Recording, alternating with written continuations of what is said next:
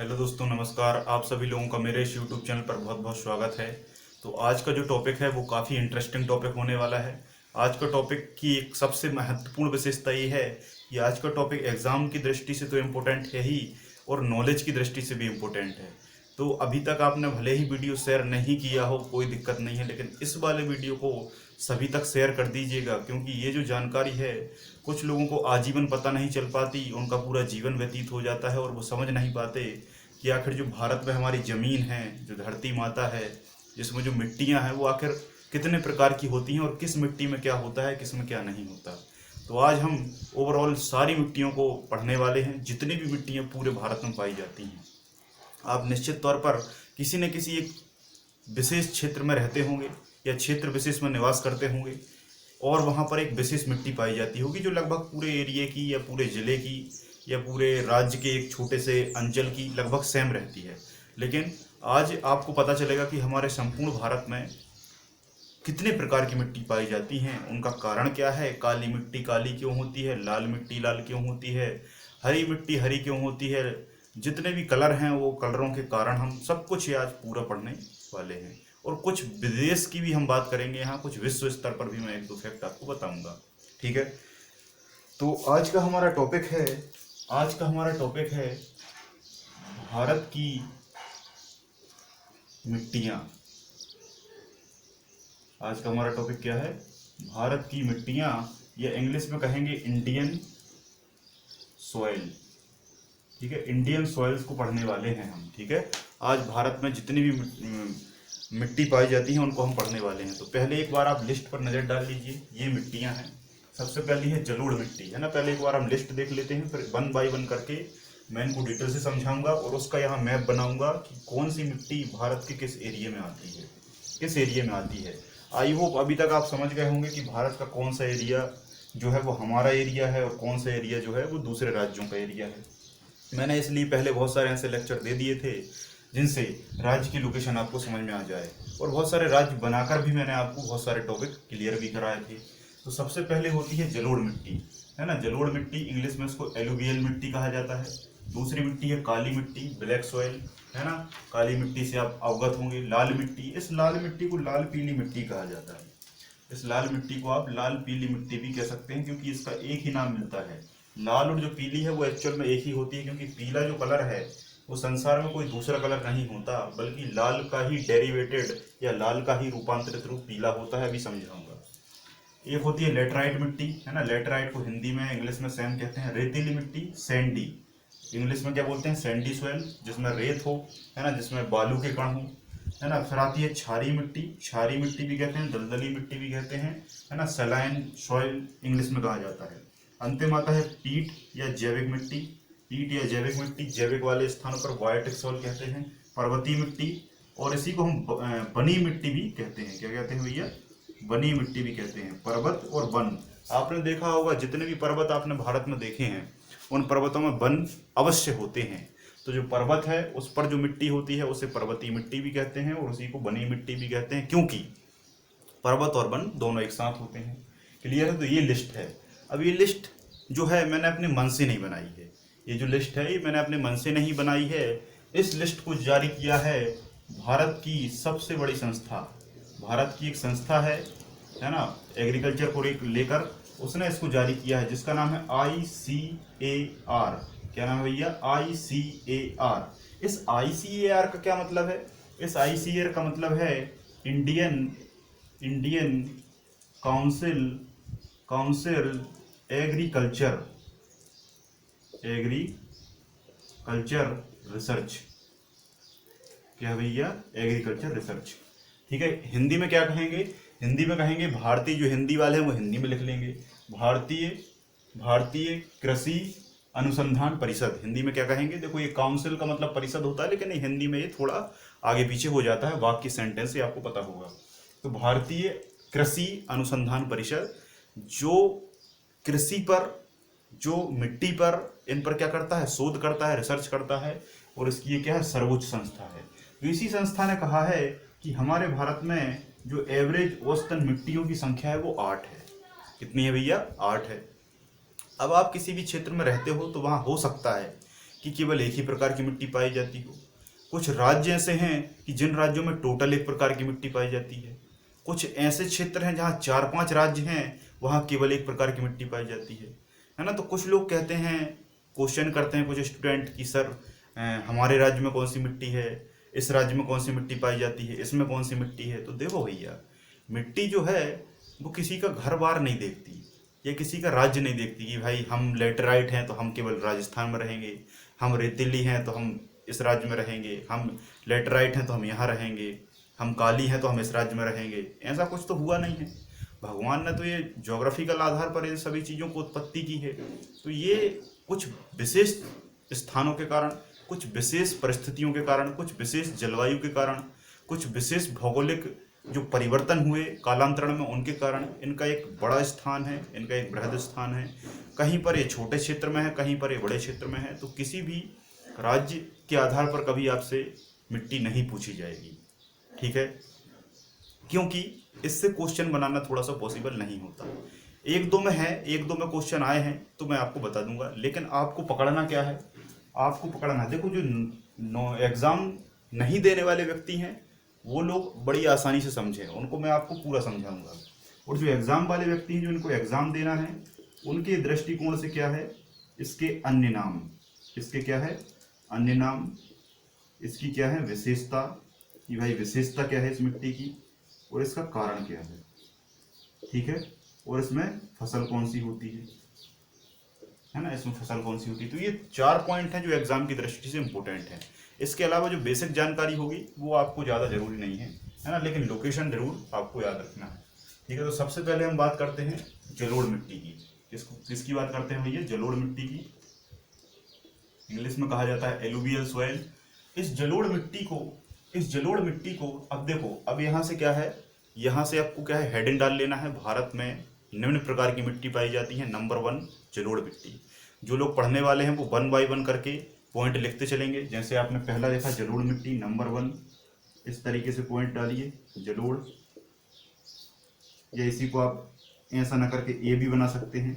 फिर इसके अंदर जो पॉइंट हैं वो 1 2 3 4 5, ठीक है। फिर बी नंबर की मिट्टी, फिर 1 2 3, फिर सी नंबर की मिट्टी। इस तरीके से आपको नोट्स बनाने हैं, क्योंकि एक बार में किसी को याद नहीं होता है ना, तो आपको 2-3 बार पढ़ना है। तो नंबर 1 आएगा, इस मिट्टी को कांप की मिट्टी भी कहा जाता है। क्या कहा जाता है भैया, कांप की मिट्टी भी कहा जाता है।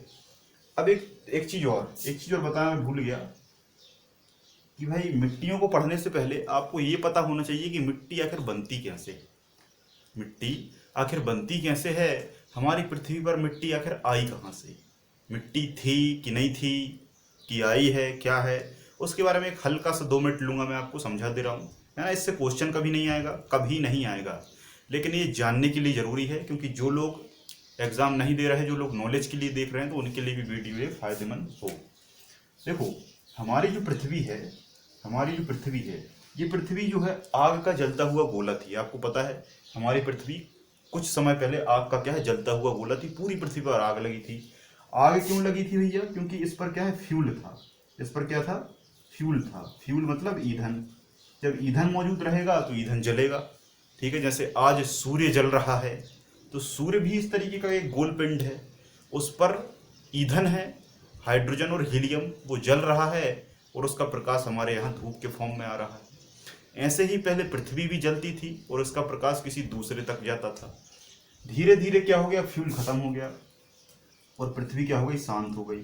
शांत होने के बाद पृथ्वी के आसपास हाइड्रोजन और ऑक्सीजन आए, इन दोनों आपस में क्रिया की और क्या बन गया, H2 बन गया। H2O क्या कहते हैं, पानी कहते हैं।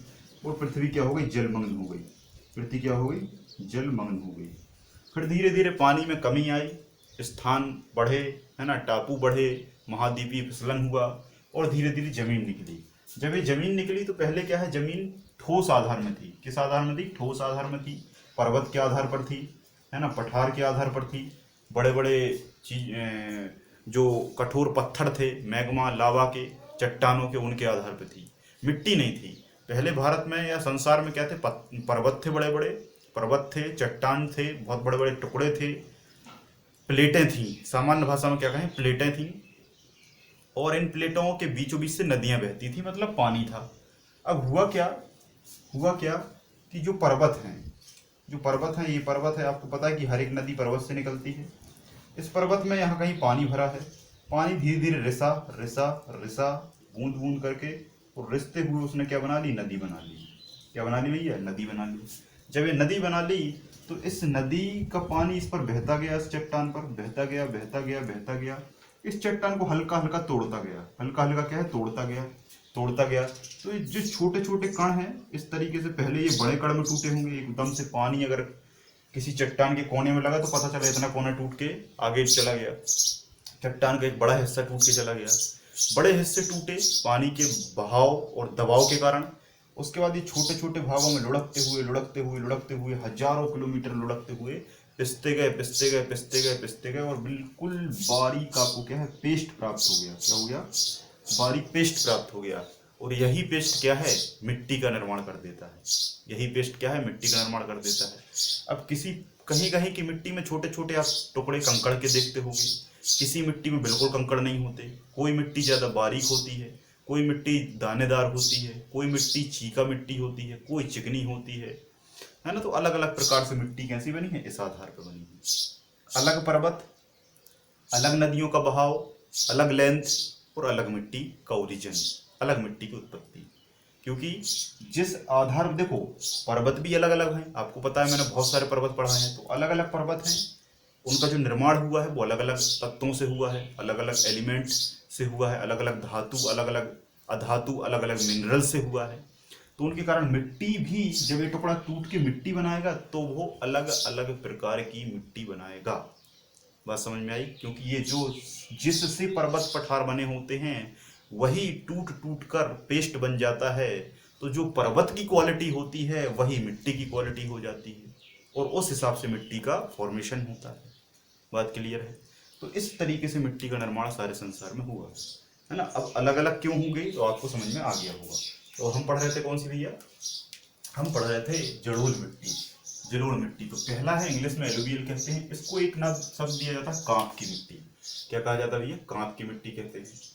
अब ये बनती कैसे है, तो ये बनती है इसी कारण से। इस कारण से तो सारी मिट्टी बनती है, लेकिन फिर क्या है कि जैसे आपने देखा होगा, मैं यहाँ एक नदी बनाता हूँ, ये है गंगा नदी। ये कौन सी भैया, गंगा नदी उत्तराखंड के गंगोत्री से निकलती है और यहाँ उत्तर प्रदेश बिहार बहती हुई बंगाल की खाड़ी में गिर जाती है। पहले पढ़ा दिया है, जिनने नहीं पढ़ा वो पुराने लेक्चर क्रम से देखेंगे।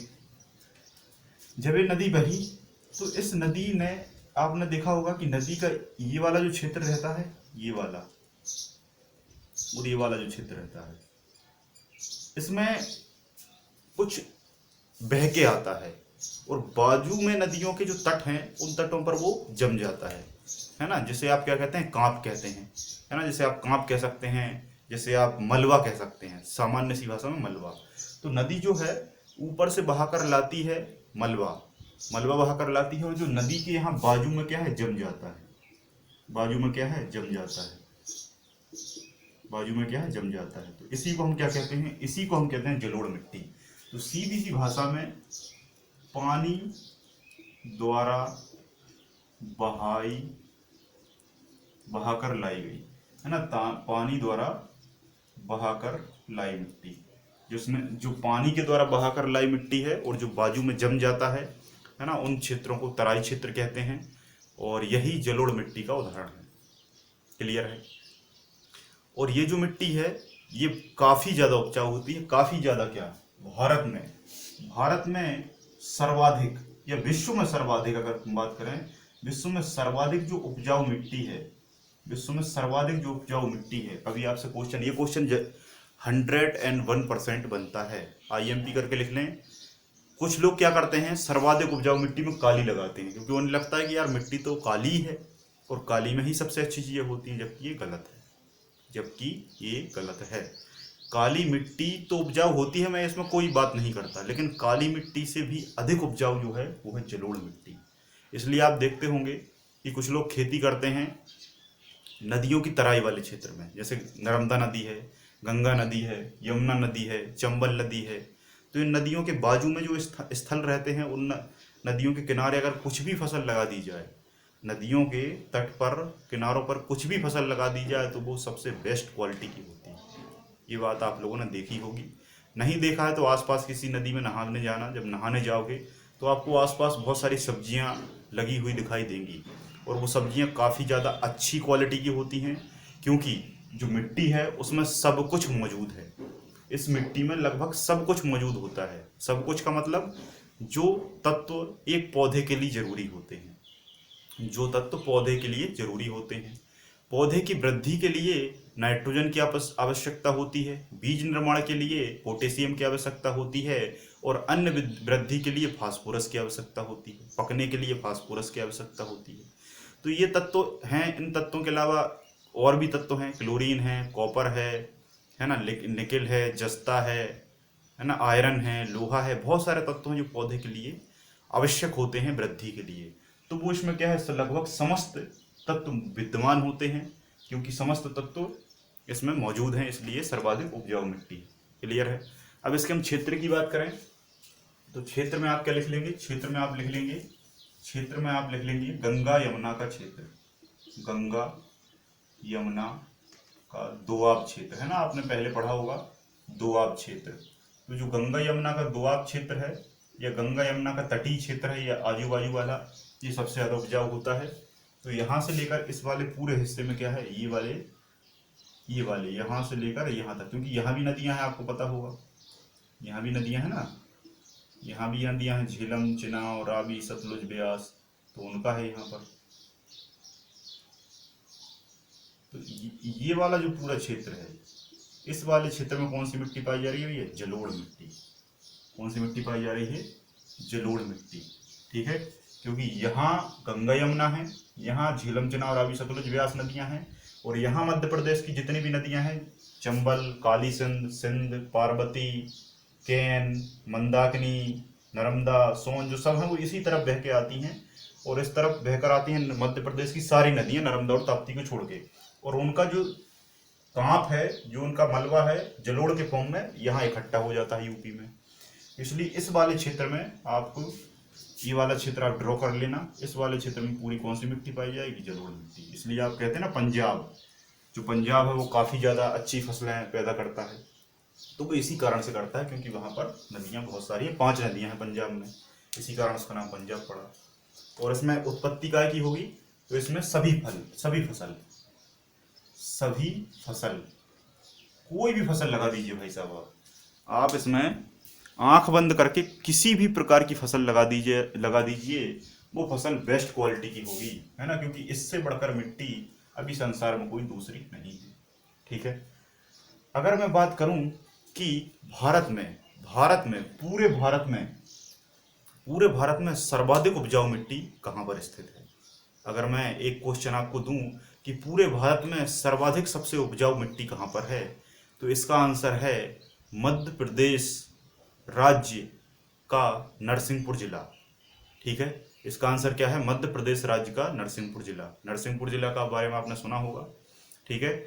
और जो अब आप कहेंगे कि सर आप ये क्या बात कर रहे हैं, जलोढ़ मिट्टी यहाँ है और मध्य प्रदेश यहाँ है, तो यहाँ कैसे उपजाऊ हो सकती है, उपजाऊ तो इस वाले क्षेत्र में होनी थी। अब एक बात समझिएगा, जलोढ़ मिट्टी जो है इसका रीजन मैंने यहाँ इसलिए बनाया है क्योंकि ये सर्वाधिक यहाँ पर है, क्या ये मिट्टी उस स्थान पर नहीं होगी जहां पर दूसरी नदी बह रही है, आप खुद सोचो। ठीक है, तो यहाँ क्या है, मैक्सिमम अधिकतम जलोढ़ मिट्टी है, लेकिन आपको पता है कि नर्मदा नदी यहाँ से इस तरीके से बहती है, तो ये जो नर्मदा का दोआब क्षेत्र है, ये नर्मदा का जो आसपास का तटीय क्षेत्र है, तो इस नर्मदा तट पर पड़ता है नरसिंहपुर। क्या पड़ता है ये, नरसिंहपुर। तो इस नरसिंहपुर में एक क्षेत्र है जिसको कलमेटा कहा जाता है। क्या कहा जाता है, कलमेटा कहा जाता है।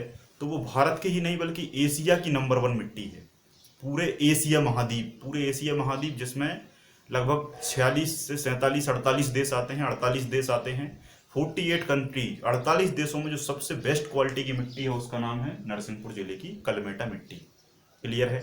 और एक कलमेटा मिट्टी किस प्रकार की है, काली नहीं है, काली कलमेटा इसका नाम है, लेकिन इसमें मिश्रित मात्रा किसकी है, जलोढ़ की है, क्योंकि आपको पता है जलोढ़ मिट्टी सबसे ज्यादा उपजाऊ होती है, काली उतनी नहीं होती।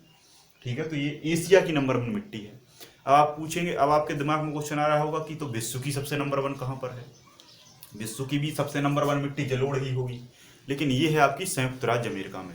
संयुक्त राज्य अमेरिका में, यूएसए में, यूनाइटेड स्टेट ऑफ अमेरिका में, तो अमेरिका में सबसे टॉप क्वालिटी की मिट्टी है।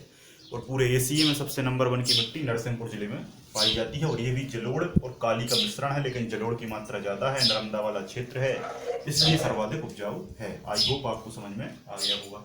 ठीक है, इसमें सभी प्रकार की फसल पाई जाती हैं और इसमें सभी तत्व मौजूद होते हैं। इसमें सभी तत्व मौजूद होते हैं। जितने भी फैक्ट मैंने बताए हैं वो आपको पॉइंट वाइज लिख लेना है। क्या करने लेना है? लिख लेना है। ठीक है, तो यहाँ पर हमने एक मिट्टी की चर्चा कर ली है। यहाँ पर हमने एक मिट्टी की पूरी चर्चा कर ली है जिसका नाम है जलोढ़ मिट्टी। इसका नाम क्या है? ये जलोढ़ मिट्टी। अब हम बात करेंगे काली मिट्टी के ऊपर। ये सबसे इम्पोर्टेंट है, काली मिट्टी पर। हाँ, एक चीज और, एक पॉइंट और लिखवाना भूल गया मैं, जलोढ़ मिट्टी की सबसे बड़ी विशेषता क्या है कि ये सर्वाधिक उपजाऊ है। और खुशी की बात यह है कि भारत में सर्वाधिक यही पाई जाती है। भारत में सबसे ज्यादा जो मिट्टी है यही पाई जाती है। ये सबसे बड़ी खुशी की बात है। क्यों? क्योंकि सबसे ज्यादा उपजाऊ है और सबसे ज्यादा भारत में यही है। तो क्या दिक्कत है? कितनी खुशी की बात है। सोचो, अगर भारत में आज रेतीली मिट्टी सबसे ज्यादा होती तो आज क्या होता। हमारा देश कृषि प्रधान देश नहीं हो पाता। आज हमारा देश कृषि प्रधान देश है और लगभग 68 से 69% अगर हमारे यहाँ किसान हैं तो उसकी वजह एक ही है कि हमारे भारत में उपजाऊ मिट्टी ज़्यादा है और उसमें काली मिट्टी की संख्या, काली मिट्टी का परसेंटेज लिख देता हूँ मैं, भारत में लगभग 42 से 43% भाग पर जलोढ़ मिट्टी पाई जाती है। अब देखो आप, 42 से 43 मतलब लगभग आधा हिस्सा। अगर 100% मिट्टी भारत में है तो लगभग आधी मिट्टी जलोढ़ मिट्टी है। और दूसरे नंबर पर आती है आपकी, दूसरे नंबर पर फिर कोई ऐसी खास मिट्टी नहीं है, कहीं लेटराइट मिलता है, कहीं काली मिलता है। ठीक है, तो ये 2 पॉइंट आपको याद रखना है। क्लियर है? जलोढ़ मिट्टी। अब हम आ जाते हैं काली मिट्टी पर। काली मिट्टी जो है, इस काली मिट्टी को ब्लैक सॉइल इंग्लिश में कहते हैं। इसका अन्य नाम है रेगुर मिट्टी, शेरनोजम मिट्टी और कपासी मिट्टी। ये घबराना मत, है ना। ये नाम आपने अभी तक सुने नहीं होंगे, लेकिन आज मैं एक एक मिट्टी के आपको 4-4 नाम बताऊंगा। यही अन्य नामों से क्वेश्चन आएगा। काली मिट्टी को किस नाम से जाना जाता है? आप पढ़ के जाएंगे रेगुर और आगे ऑप्शन में चेरनोजम, तो आप लगा देंगे इनमें से कोई नहीं, गलत हो जाएगा। तो इनमें से कोई सा भी ऑप्शन मिले, कपासी मिट्टी, चेरनोजम मिट्टी, रेगुर मिट्टी, काली मिट्टी और ब्लैक सॉइल, एक ही नाम है ये, है ना। पर्यायवाची समझते हो ना, पर्यायवाची, एक ही शब्द के बहुत सारे नाम। अब नाम से स्पष्ट है कि कपासी मिट्टी इसका नाम क्यों रखा, क्योंकि इसमें सर्वाधिक क्या होता है? सर्वाधिक कपास होता है। हाईएस्ट प्रोडक्शन जो है वो कपास का होता है। कपास जानते हो ना, कॉटन जो होता है वो कपास कहलाता है। अब देखो, काली मिट्टी में हो तो सब जाता है, मैं ये बिल्कुल नहीं कहूँगा। काली मिट्टी में एक बच्चा मुझसे कहने लगा कि आप सर क्या बता रहे हैं, ये तो गलत है। कपास क्यों? हम तो ये भी लगाते हैं, हम तो चना भी लगाते हैं, हम तो अरहर भी लगाते हैं, हम तो तुअर भी लगाते हैं, हम तो बाजरा भी लगाते हैं, सब होता है। मैंने कहा भाई सब होता है, इसमें कहीं कोई समस्या नहीं है। किसी भी मिट्टी में आप कुछ भी लगा दीजिए, हो जाएगा। लेकिन इस मिट्टी के लिए सबसे उपयुक्त जो फसल है वो है कपास। आपने कपास लगाया, एक तरफ गेहूं लगाया, होंगे दोनों, नो डाउट, लेकिन बेस्ट क्या होगा? कपास। इसलिए इसका नाम क्या पड़ गया? कपासी मिट्टी। अभी कहाँ पाई जाती है? ये पाई जाती है आपकी इस वाले रीजन में।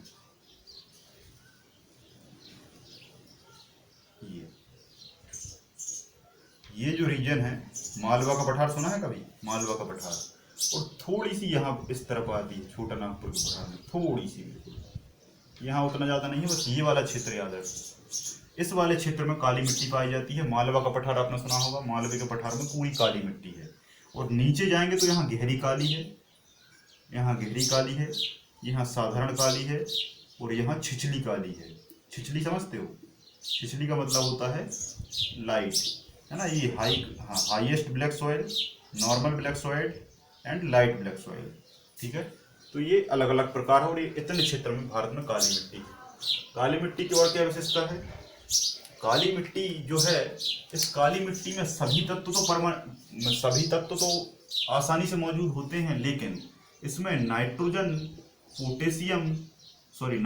फास्फोरस और पोटेशियम, इन तीनों तत्वों की कमी होती है। ये क्वेश्चन बहुत इंपॉर्टेंट है। ये क्वेश्चन बहुत इंपॉर्टेंट है क्योंकि बच्चा यहाँ गलती करता है, वो सोचता है काली मिट्टी है तो कुछ कम तो होगा नहीं, सब कुछ अच्छा होगा। तो इन मिट्टियों में इन तीन तत्वों की कमी है, इसके अलावा सब कुछ है, लेकिन नाइट्रोजन, फास्फोरस और पोटेशियम, ये तीन तत्वों की कमी है। इसलिए जो काली मिट्टी में खेती करते हैं वो NPK जरूर डालते हैं, है ना। आपने देखा होगा बोरी आती है 50 किलो की, तो उसमें NPK जरूर डाला जाता है। और एक खाद है, ये जो पेस्टिसाइड है वो नहीं है, ये क्या है, खाद है। खाद का मतलब समझते हो, उर्वरक। दो चीजें होती हैं, एक होता है फर्टिलाइजर, जिसे हम हिंदी में उर्वरक या खाद कहते हैं। खाद जो है वो मिट्टी को नुकसान नहीं करता। कुछ लोग समझते हैं कि यार हम ज़्यादा खाद डालेंगे तो मिट्टी खराब हो जाएगी। नहीं, आप जो कीटनाशक डालते हो वो मिट्टी को खराब करता है। कीटनाशक और खाद, उर्वरक में अंतर है। उर्वरक क्या है, पौधे की ग्रोथ बढ़ाता है, मिट्टी को अच्छा करता है। लेकिन जो कीटनाशक है, पेस्टिसाइड है, वो आप कीड़ों को मारने के लिए डालते हो। जब कीड़े मारने के डालोगे तो जहर डालोगे, जहर डालते हो, कीड़े मर जाते हैं, मिट्टी भी मर जाती है। बात समझ में आई। खाद ज़्यादा नुकसान नहीं करता। तो ये तीन तत्व तो आपको परमावश्यक है डालना, तभी आप कुछ कर पाएंगे, है ना। और ये मार्केट में DAP के नाम से आता है। DAP मार्केट में किस नाम से आता है भैया, DAP। और इसमें क्या होता है, नाइट्रोजन होता है जो पौधे को बढ़ाने में सहायक है, फास्फोरस जो है वो पकने में सहायक है, और पोटेशियम जो है वो बीज निर्माण में सहायक है। ठीक है। और अगर आपसे कभी पूछ ले कि भारत की दूसरी सबसे उपजाऊ मिट्टी कौन सी है, तो वो काली है। या पूछ ले भारत की सबसे ज्यादा उपजाऊ मिट्टी कौन सी है और जलोढ़ ऑप्शन में नहीं है, तब आप वहां पर काली टिक करेंगे। और काली का एरिया मैंने बता दिया, मध्य प्रदेश, है ना, पश्चिमी मध्य प्रदेश, महाराष्ट्र और गुजरात, इन तीन क्षेत्रों में काली मिट्टी पाई जाती है। क्लियर है। ये आपका काली वाला सिस्टम हो गया, ये काली मिट्टी हो गई। काली के बाद बात करते हैं हम लाल पीली मिट्टी की। लाल और पीली मिट्टी, इसको एक ही कैटेगरी में माना जाता है, क्योंकि हमारा जो भौतिक विज्ञान है, हमारा जो फिजिक्स सब्जेक्ट है, वो कहता है कि जो प्रारंभिक कलर हैं वो लाल, हरा और नीला है। जो प्रारंभिक कलर है वो लाल, हरा और नीला है। और इन्हीं लाल, हरे, नीले कलरों को सबसे पहले आइडेंटिफाई किया गया, और इन्हीं को मिला मिलाकर बार बार अलग अलग परसेंटेज में, है ना, कभी लाल ज़्यादा मिला दिया, हरा कम मिला दिया, कभी हरा ज़्यादा, लाल कम, इनसे तमाम तरीके के कलरों का निर्माण किया गया। जैसे अगर आपने कोई भी सॉफ्टवेयर चलाया हो, हैंडी पेंट वगैरह या पिकार्ट वगैरह, तो पिकार्ट में जब आप किसी भी चीज़ को ड्रॉ करते हो तो वहाँ एक कलर का वो आता है टूल, उस कलर में आप देखते हो थोड़ा सा हल्का ये मिलाते हो, थोड़ा सा ये मिलाते हो, थोड़ा सा ये मिलाते हो, तो कलर बदलते हैं। तो ये है प्रारंभिक कलर तीन, इनको आपस में मिला के अलग अलग कलर तैयार किए गए। अब आपको मैं एक प्रैक्टिकल चीज बताता हूँ, लाल और ग्रीन, इनको जब आपस में मिलाओगे तो आपको येलो प्राप्त होगा, हरा प्राप्त हो जाएगा जब इन दोनों को मिलाओगे। ठीक है। तो ऐसे ही इसको पीली मिट्टी कह दिया। पीली मिट्टी में लिखने से पहले एक क्वेश्चन और मुझे याद आ गया, काली मिट्टी में लिख लो जाके फिर से। काली मिट्टी देखो, हर एक टॉपिक के बाद दो लाइन छोड़ दिया करो, क्योंकि मुझे कुछ याद आ जाता है। एक क्वेश्चन बहुत महत्वपूर्ण आ गया कि जो काली मिट्टी है ये काली क्यों होती है। काली मिट्टी जो है ये काली होने का कारण क्या है। तो इसमें एक पदार्थ पाया जाता है जिसका नाम है टेटनीफेरस मैग्नेटाइट। क्या पाया जाता है भैया, टेटनीफेरस मैग्नेटाइट। और ये क्या है, ये अयस्क है लोहे का। ये क्या है, अयस्क है लोहे का। तो आपको आज पता चला होगा कि काली मिट्टी काली क्यों होती है, टेटनीफेरस मैग्नेटाइट की उपस्थिति के कारण। मैग्नेटाइट एक अयस्क है, और है, और इसकी उपस्थिति के कारण इसका रंग कैसा हो जाता है, काला हो जाता है। तो इसको very very most IMP 7 star लगा के आपको लिख लेना है। ठीक है। चलिए आगे बढ़ते हैं, आगे बात करते हैं लाल पीली मिट्टी की। जो लाल पीली मिट्टी है, ये लाल मिट्टी जो है लाल क्यों होती है, ये लाल होने का कारण है इसका आयरन ऑक्साइड। क्या भैया, आयरन ऑक्साइड। आयरन ऑक्साइड क्या है, आयरन है लोहा और ऑक्साइड है ऑक्सीजन। तो लोहा और ऑक्सीजन जब मिलता है तो आयरन ऑक्साइड बनता है, Fe2। Fe2O3 है ना, अलग अलग फॉर्म में क्रिएट होता है। और यही आयरन ऑक्साइड कैसा रंग देता है? लाल रंग देता है। आपके शरीर में खून होता है, आपके शरीर में खून है, खून का कलर कैसा है? लाल है। और खून में क्या पाया जाता है? आयरन पाया जाता है ना। तो खून में जो आयरन है वही आयरन रेड कलर शो करता है। जैसे आपने सुना होगा मंगल ग्रह, मंगल ग्रह, मंगल ग्रह को लाल ग्रह कहते हैं। लाल ग्रह क्यों कहते हैं? क्योंकि मंगल पर, पूरे मंगल ग्रह पर आयरन आयरन आयरन आयरन पड़ा हुआ है, और वही आयरन ऑक्साइड के फॉर्म में है, इसलिए पूरा मंगल ग्रह लाल दिखाई देता है। तो लाल अगर कुछ भी दिख रहा है तो उसका कारण क्या होता है? उसका कारण होता है आयरन ऑक्साइड। ठीक है। लाल पीली मिट्टी का जो क्षेत्र है वो क्षेत्र मैं यहाँ बनाता हूँ, ये वाला क्षेत्र है।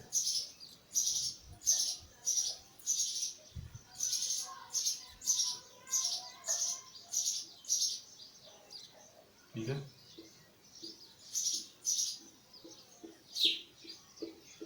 ये वाला क्षेत्र किसका है? लाल पीली मिट्टी का है।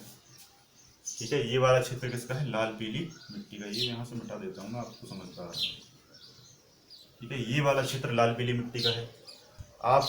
आपके मध्य प्रदेश के में क्वेश्चन बनेगा कि भाई लाल पीली मिट्टी कहाँ पाई जाती है? तो बुंदेलखंड और बघेलखंड के पठार में, है ना। कहीं कहीं मिश्रित मिट्टी भी लिखा रहता है, तो वो लाल पीली मिट्टी है, और कहीं कहीं वो मिल जाती है, इसलिए मिश्रित मिट्टी आता है। तो ये जो बुंदेलखंड का पठार है, यहाँ क्या पाई जाती है? यहाँ पाई जाती है आपकी लाल पीली मिट्टी, और कुछ यहाँ छत्तीसगढ़ तरफ, झारखंड तरफ भी चली जाती है ना। लाल पीली मिट्टी हो गया। लाल पीली मिट्टी में लगभग सभी फसलें उतनी अच्छे से नहीं होती, पैदावार होती है, मैं ये नहीं कह रहा, लेकिन कम होती है।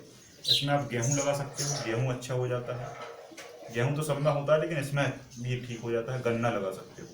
इसके अलावा और जो अन्य फसलें हैं वो आप इसमें नहीं लगा सकते। अगली मिट्टी की बात करें, लेटराइट मिट्टी, है ना। तो ये लेटराइट मिट्टी है, ये जो है ये इस वाले क्षेत्र में पाई जाती है।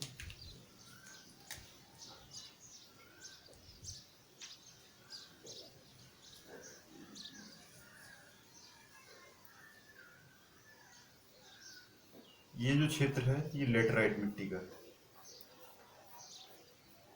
ठीक है।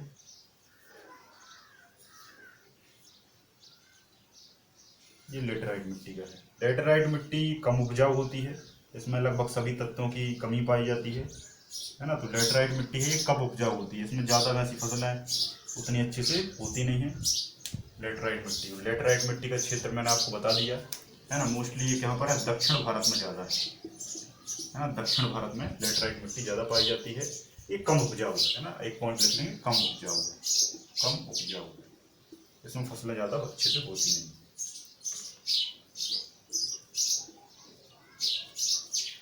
अगली मिट्टी है रेतीली मिट्टी, इंग्लिश में कहते हैं सैंडी, है ना, सैंडी मिट्टी। और इसी को आप बालू मिट्टी भी कह सकते हो, है ना, कंकड़ वाली। जिस मिट्टी में कंकड़ है, रेत है ना, वो मिट्टी क्या कहलाएगी? रेतीली कहलाएगी। और ये भी क्या है? ये भी कम उपजाऊ है। ये भी क्या है? कम उपजाऊ है, क्योंकि रेता होगी जिस मिट्टी में, जिस मिट्टी में रेत होगी उसमें फसल कैसे हो सकती है? ये बात आप जानते हो। रेतीली मिट्टी है तो निश्चित तौर पर ये कहाँ होगी? रेतीली मिट्टी का रेतीली मिट्टी का एक ही क्षेत्र है, और सभी बच्चे जानते हैं कि राजस्थान में जो मरुस्थल है, ये वाला कुछ डॉट डॉट फॉर्म में बना देता हूँ ताकि आपको रेत दिखे। तो ये राजस्थान है। राजस्थान में आपको पता है थार का मरुस्थल है, और पूरा मरुस्थलीय क्षेत्र है। तो इस मरुस्थलीय क्षेत्र में मरुस्थल जो बना है वो रेत के कारण बना है, और उस रेत में रेतीली मिट्टी पाई जाती है। हल्की फुल्की मिट्टी तो होती है, लेकिन वो रेतीली होती है। अब इसमें हम लगा क्या सकते हैं? इसमें बस कांटे वाली फसलें ज़्यादा होती हैं। कैसी? कांटे वाली, क्योंकि कांटे वाले जो पौधे हैं उनको पानी की कम आवश्यकता होती है ना। इसमें आप नागफनी लगा सकते हो, कैक्टस। नागफनी और कैक्टस होता है, लेकिन कोई लगाता नहीं है, लेकिन अपने आप हो जाता है। बबूल वगैरह हो गया, है ना, आपका एलोवेरा हो गया। ऐसे कांटे वाले जो पेड़ पौधे हैं जिनकी पत्तियां कांटों के रूप में बदल जाती हैं पानी की कमी के कारण, है ना, तो वो रेतीली स्थान पर होते हैं। और इस रेतीली स्थान पर एक फसल बहुत अच्छी, दो फसल बहुत अच्छी हो जाती हैं, जो कि राजस्थान वाले लोग लगाते हैं। सबसे पहली है ये मतलब टोटल रेतीली वाली में नहीं, थोड़ा सा रेतीली से कम है कुछ स्थान पर, वहां की बात कर रहा हूँ। बाजरा, क्या? बाजरा। राजस्थान में बाजरा सबसे ज्यादा होता है। ठीक है। बाजरा सबसे ज्यादा होता है, इसलिए राजस्थान राज्य को बाजरा प्रदेश के नाम से जाना जाता है, पहली चीज। और दूसरी पूरे भारत में सरसों का उत्पादन करने वाला जो नंबर 1 राज्य है वो है आपका राजस्थान। सरसों जानते हो ना, मस्टर्ड, सरसों का तेल। आप कुछ लोग अपने यहाँ तो नहीं, लेकिन उत्तर प्रदेश बिहार में सरसों के तेल से ही लोग वेजिटेबल बनाते हैं, काफ़ी ज़्यादा फायदेमंद होता है। और सरसों के तेल से मालिश करते हैं पहलवान लोग, जिससे हड्डियाँ और जो मसल्स है वो काफ़ी ज़्यादा मजबूत हो जाती हैं, आपकी टिश्यू वगैरह। तो उसका उत्पादन नंबर 1 कौन करता है? आपका राजस्थान करता है, जो कि रेतीली मिट्टी में ये सारी चीज़ें हो जाती हैं। सरसों का वैज्ञानिक नाम ब्रेसिका कॉम्प्टेरिस्टिस है ना, और एक ये डाइकोट प्लांट है। अगली बात करते हैं हम दलदली मिट्टी की। अगली हम बात करते हैं किसकी? दलदली मिट्टी की। इसी दलदली मिट्टी को क्षारीय मिट्टी भी कहा जाता है। और इसका आंसर सभी लोग बता देंगे, तटीय क्षेत्र है ना। जो पुरानी क्लास में मैंने बताया कि तटीय क्षेत्र, जहाँ जहाँ तट होंगे वहाँ कौन सी मिट्टी होगी? आपकी दलदली मिट्टी होगी, क्षारीय मिट्टी होगी। और क्षारीय मिट्टी में फसल तो नहीं होती, टोटल प्रकार से फसल नहीं होती। ये वाला क्षेत्र जो है, यहाँ समुद्र लगा ना, आपको मैंने पढ़ाया था कच्छ का तट। तो ये कच्छ के तट में कैसी मिट्टी है? यहाँ दलदली मिट्टी है। यहाँ दलदल है गुजरात में, और गुजरात के बाद आपका ये वाला एरिया ना, ये वाला एरिया जहाँ पर सुंदरबन डेल्टा है, मैंग्रोव वन है ना। तो ये सुंदरबन डेल्टा जो है आपका, यहाँ पर टोटल दलदल है। एक फिल्म आई थी आपकी रॉर फिल्म को देखना। रॉर फिल्म में ये पूरे दलदल और सुंदरबन डेल्टा को बहुत अच्छे से समझाया है ना। समझाया नहीं मतलब आपको समझ में आ जाएगा, फिल्म में तो समझाएंगे नहीं। तो ये यहाँ पर दलदली मिट्टी है, और दलदली मिट्टी में किसी भी प्रकार की कोई फसल नहीं होती है ना। ये टोटली अनउपजाऊ मिट्टी है। ये इसका बेसिक वो टोटल क्या है? अनउपजाऊ है। Totally non fertile soil of the saline soil. ठीक है, ये जो सैलाइन मिट्टी है इसमें कोई कुछ भी नहीं होता। अगर आप लगाएंगे तो भी वो फसल सूख जाएगी। हाँ, इस वाले क्षेत्र में एक फायदा जरूर है। दलदल जहाँ है, नमकीन क्षेत्र जहाँ है ना, तो इन क्षेत्रों में क्या है? नमक अच्छा बन जाता है ना। पानी को आप भर दो खेत में, और पानी धीरे धीरे सूख जाएगा, और वहाँ पर नमक बच जाएगा, है ना। तो इस तरफ पश्चिम बंगाल, और इस तरफ आपका गुजरात का कच्छ वाला क्षेत्र, कच्छ का रण। ठीक है, अब ये मत कहना कि सर आप यहाँ बता रहे हैं। देखो, थोड़ी मात्रा में ये यहाँ पर भी है, थोड़ी मात्रा में ये यहाँ से लेकर यहाँ तक भी इन तट वाले क्षेत्रों में पाई जाती है, लेकिन ज़्यादातर यहाँ है, इसलिए मैंने यहाँ पर आपको समझाया। क्लियर? अगला है पीट या जैविक मिट्टी। ये पीट या जैविक जो मिट्टी है, ये मिट्टी अधिकांश तौर पे आपकी उन स्थानों पर पाई जाती है जहाँ भारी बारिश होती है, और जहाँ वनस्पति पेड़ पौधे होते हैं, ठीक है, वहाँ ये ज़्यादा पाई जाती है। और इसमें भी बहुत सारी चीज़ें हो सकती हैं, लेकिन भारी बारिश होने के कारण इसमें क्या है? तत्वों की कमी आ जाती है। क्यों आ जाएगी? क्योंकि भाई बारिश होगी लगातार, तो बारिश में क्या होगा? बारिश में लगातार जो मिट्टी है वो बहती जाएगी, कटती जाएगी, और जो उसमें तत्व हैं, जो उसमें उर्वरक क्षमता वाली चीज़ें हैं, ह्यूमस है, वो सब वहाँ से क्या है? बह जाएगा, निकल जाएगा, है ना। और फिर वो कम उपजाऊ हो जाएगी, है ना। तो जो जैविक मिट्टी, पीट मिट्टी है, जैव मिट्टी है, ये भी क्या है? कम उपजाऊ होती है, और ये उन स्थानों पर ज़्यादा पाई जाती है जहाँ भारी बारिश होती है ना। भारी बारिश वाले क्षेत्रों का नाम बताऊँ तो इन क्षेत्रों में आपका उत्तराखंड ज़्यादा आता है ना। अगले टॉपिक में बताऊँगा कि उत्तराखंड में बारिश क्यों होती है। बारिश होने का अगर आपको रीजन जानना है तो अगले लेक्चर को जरूर देखें, पूरी बारिशों में समझा दूंगा। तो यहाँ से मानसून आता है और यहाँ से आता है, और दोनों मानसून उत्तराखंड में जाके मिल जाते हैं, इसलिए वहाँ बादल फट जाता है और बहुत ज़्यादा बारिश होती है, और वहाँ पर सारा ह्यूमस वगैरह बह जाता है और पीट मिट्टी का निर्माण हो जाता है। ठीक है, तो भारी बारिश वाले एरिया में। आज की लास्ट है हमारी पर्वतीय मिट्टी। अब आप मुझे बताओ, किसी भी पर्वत पे आप कभी ना कभी गए होंगे, तो पर्वत पे जब आप जाते हो तो वन जरूर देखते हैं। पर्वत पे आदमी ना दिखे, औरत ना दिखे, कुछ ना दिखे, लेकिन पर्वत पर वन जरूर दिखेगा, पर्वत पर पौधे जरूर दिखेंगे, चाहे कुछ भी हो जाए। पर्वत पर पानी भी नहीं मिलेगा, लेकिन फिर भी फॉरेस्ट एरिया होगा। ठीक है, तो इस मिट्टी को इसलिए क्या नाम है? दोनों नाम दे दिए, पर्वतीय मिट्टी या वनीय मिट्टी, क्योंकि वन भी पाए जाते हैं।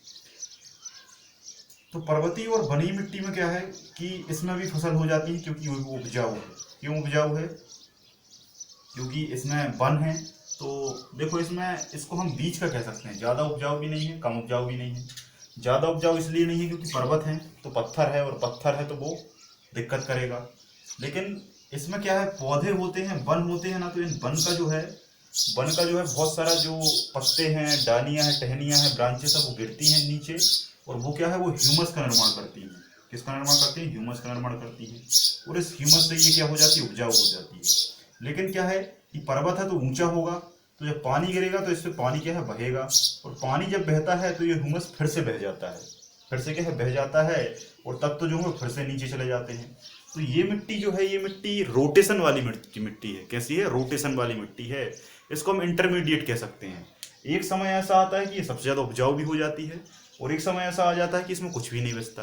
तो जब उपजाऊ है तब आप कुछ लिमिटेड टाइम में कुछ फसल लगा के अच्छा प्रोडक्शन ले सकते हैं, उत्पादन ले सकते हैं। लेकिन उसके बाद जब इसका समय बदलेगा, एनवायरनमेंट चेंज होगा, तो इसमें समस्या आ सकती है। ठीक है? जैसे आप एक पहाड़ पर चढ़े, किस मौसम में? गर्मी के मौसम में। गर्मी के मौसम में पहाड़ पर चढ़े, गर्मी में पत्ते सूखे, डालियां सूखी, टहनियां सूखी, वो सारा जमीन में गिर गया पर्वत पे। जब वो गिर गया तो वो ह्यूमस में कन्वर्ट हो गया, है ना, वो काफ़ी उपजाऊ मिट्टी बन गई। उसके बाद क्या है, उसमें आप उतने समय में जो कुछ लगा लो तो लगा लो, फिर हल्की फुल्की बारिश हुई तो और अच्छा हो गया वो। ठीक है? लेकिन जब बारिश अपने प्रचंड पीक पर आती है तो बारिश लगातार होगी, और जब लगातार होगी तो पर्वत से क्या होगा, पर्वत से पानी नीचे की ओर बहेगा। इसी कारण सारी नदियां पर्वत से निकल जाती हैं, और वो पूरा जो ह्यूमस है वो बहा कर ले जाएगी, और जितने भी तत्व हैं उनको बहा कर ले जाएगी। उस मिट्टी में फिर कुछ भी नहीं बचेगा, भाट निकल आएगा, पर्वत निकल आएगा, और समस्या आ जाएगी, फिर उसको हम अनुपजाऊ कह देंगे। ठीक है?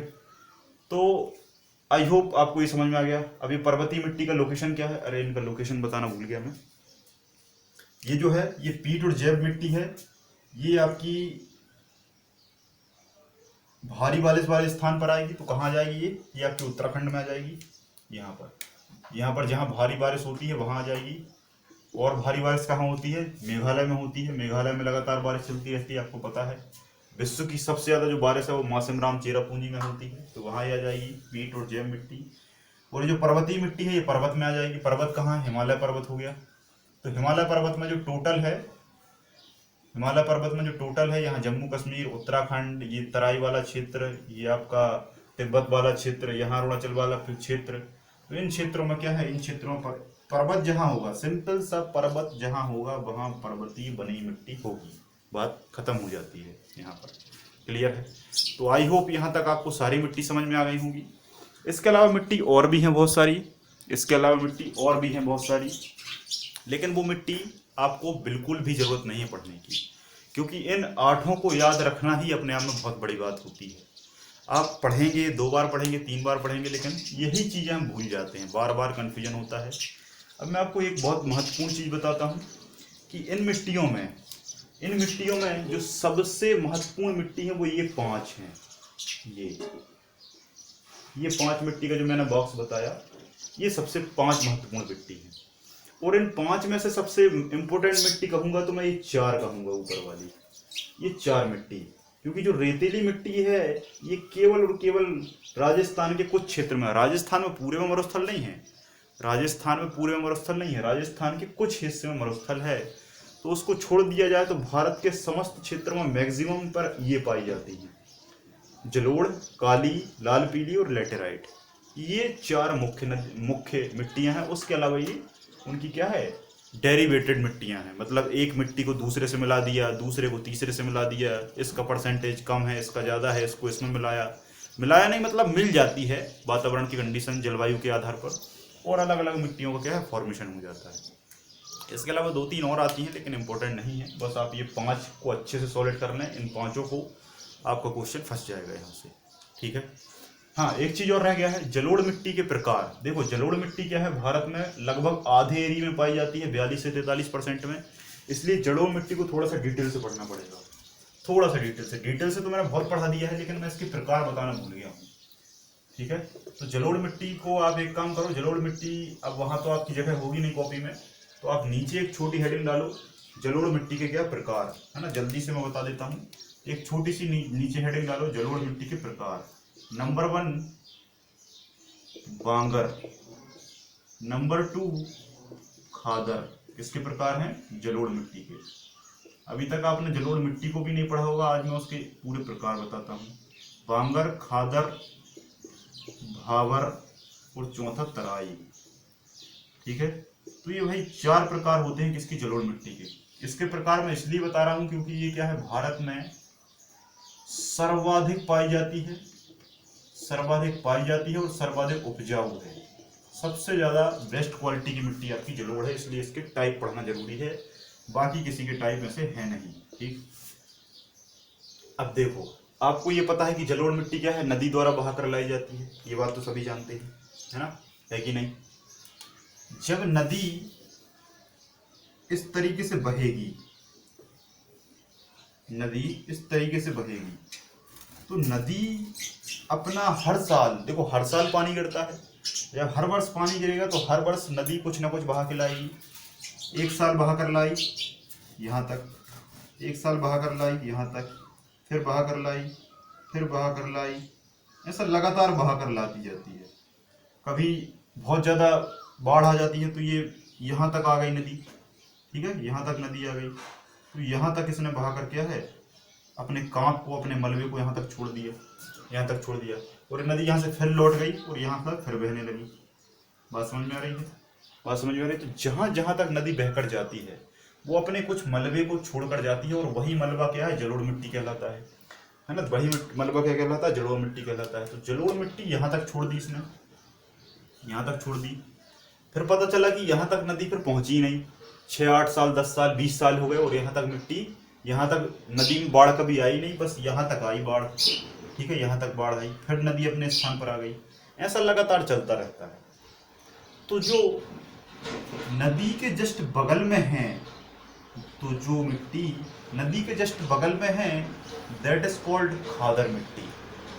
वो कौन सी मिट्टी कहलाती है? खादर मिट्टी। जो नदी है उसके जस्ट बाजू में जो मिट्टी है, जिस पर बहुत सारे लोग फसल लगातार लगाते रहते हैं और जिन पर वेजिटेबल अधिकांश तौर पर लगाई जाती हैं, तो जो वेजिटेबल लगाई जाती हैं वो वेजिटेबल उस बगल वाले क्षेत्र में लगाई जाती हैं, और ये बगल वाला क्षेत्र सबसे ज़्यादा उपजाऊ होता है। अगर मैं आपसे पूछूं कि इस जलोढ़ मिट्टी में भी इन 4 प्रकार में सबसे ज़्यादा उपजाऊ कौन सा भाग है, तो वो है खादर।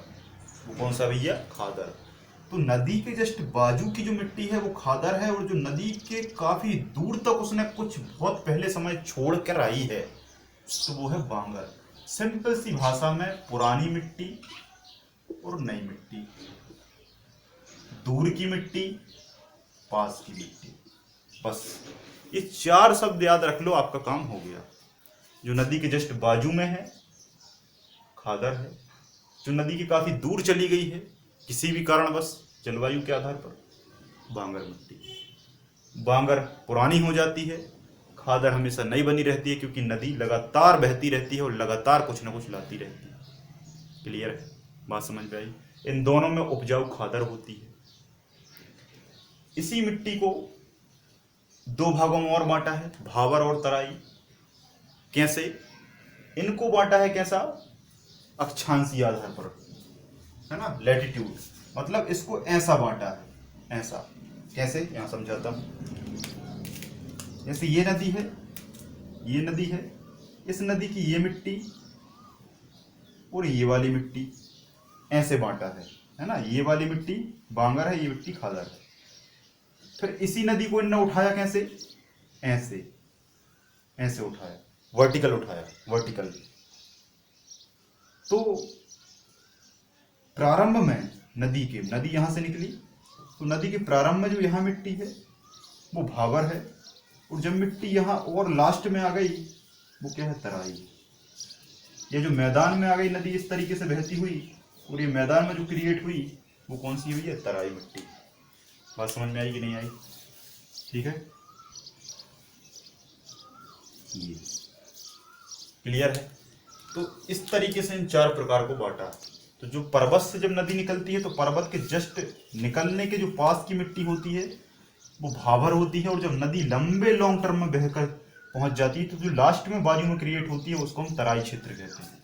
तराई क्षेत्र कहते हैं। और इसी तराई क्षेत्र में जो मिट्टी नदी के किनारे बनती है उसको तराई मिट्टी कहा जाता है, वो भी एक जलोढ़ का प्रकार है। ये तराई मिट्टी भी काफ़ी ज़्यादा उपजाऊ होती है। इस जलोढ़ में भी इन दोनों में कहें तो ये वाली और इन दोनों में कहें तो ये वाली सर्वाधिक उपजाऊ होती है। ठीक है, तो यहाँ पर आपका डायग्राम भी बना है। तो आई होप आपको यहाँ पर सारी मिट्टी समझ में आ गई होंगी। लेटराइट में एक फैक्ट और लिख लेना जाके, एक फैक्ट ये आ गया था एक बार एग्जाम में कि लेटराइट मिट्टी का सर्वाधिक विस्तार किस राज्य में है। लेटराइट मिट्टी का सर्वाधिक विस्तार किस राज्य में है, तो आप लिख लेंगे केरल। केरल काफ़ी छोटा राज्य है, लेकिन केरल में जो टोटल मिट्टी आती है वो लेटराइट है ना। यहाँ पर कोई दूसरी मिट्टी है ही नहीं, तो इसलिए हाँ, लेटराइट मिट्टी में मसाले उगते हैं, ये चीज़ लिख लेना। मसाले जो हैं, मसालों के लिए सबसे ज़्यादा जो फेमस है वो केरल है, वो आप जानते हैं, मसालों का घर कहा जाता है। और इवन दक्षिण भारत में आप जाएंगे तो कर्नाटक और केरल, तमिलनाडु, यहाँ मसाले मसाले सब कुछ, लौंग इलायची सब कुछ मिलेगा। तो मसालों के लिए लेटराइट काफ़ी ज़्यादा इंपॉर्टेंट है, यहाँ मसाले इसमें काफ़ी अच्छे हो जाते हैं। और दूसरा, जलोढ़ मिट्टी सबसे ज़्यादा कहाँ पाई जाती है, तो यूपी में। कहाँ पाई जाती है भाई, यूपी में। क्लियर है। और काली मिट्टी सर्वाधिक कहाँ पाई जाती है, काली मिट्टी सर्वाधिक पाई जाती है, वैसे तो देखा जाए तो बराबर है एमपी और यूपी में, एमपी और महाराष्ट्र में, सॉरी बराबर है। लेकिन अगर मध्य प्रदेश में देखें तो मध्य प्रदेश में सबसे ज़्यादा जो है वो काली मिट्टी पाई जाती है। देखो बड़ा कन्फ्यूजन है, भारत में सर्वाधिक मिट्टी कौन सी है, जलोढ़ है, लेकिन मध्य प्रदेश में सर्वाधिक मिट्टी कौन सी है, काली है। इन दोनों को फैक्टों को अच्छे से याद रखना है ना। आप सभी लोगों का इस वीडियो को देखने के लिए बहुत बहुत धन्यवाद। अगर आप लोगों को इस वीडियो में कुछ भी अच्छा लगा हो, जरूर से इस वीडियो को लाइक, शेयर और सब्सक्राइब करें। शेयर जरूर कर दें, आपके शेयर की हमें बहुत ज़रूरत है। सब्सक्राइब बढ़ेंगे तो निश्चित तौर पर मैं आपको ऐसे ऐसे वीडियो बनाकर लाऊंगा कि जो जानकारी आपने कभी सुनी भी नहीं होगी। अभी तो मैं टॉपिक वाइज पढ़ा रहा हूँ, सिलेबस वाइज पढ़ा रहा हूँ, लेकिन फिर अगर आपका सपोर्ट अच्छा रहा तो मैं आपको कुछ ऐसे मोटिवेशनल सेशन भी लेकर आऊँगा जिनसे आपको काफ़ी ज़्यादा फायदा मिलेगा। और कुछ ऐसे इंटरेस्टिंग टॉपिक उठा के लाऊंगा जिनका एग्जाम से लेना देना नहीं है, लेकिन उनका जीवन से बहुत लेना देना है। वो हमारे व्यक्ति के जीवन में बहुत ज़्यादा फायदा पहुंचाएंगे और हमारी जो लाइफ है वो सही डायरेक्शन में आ जाएगी। ठीक है, तो आज के इस लेक्चर में आप सभी लोगों का धन्यवाद। जय हिंद, जय भारत।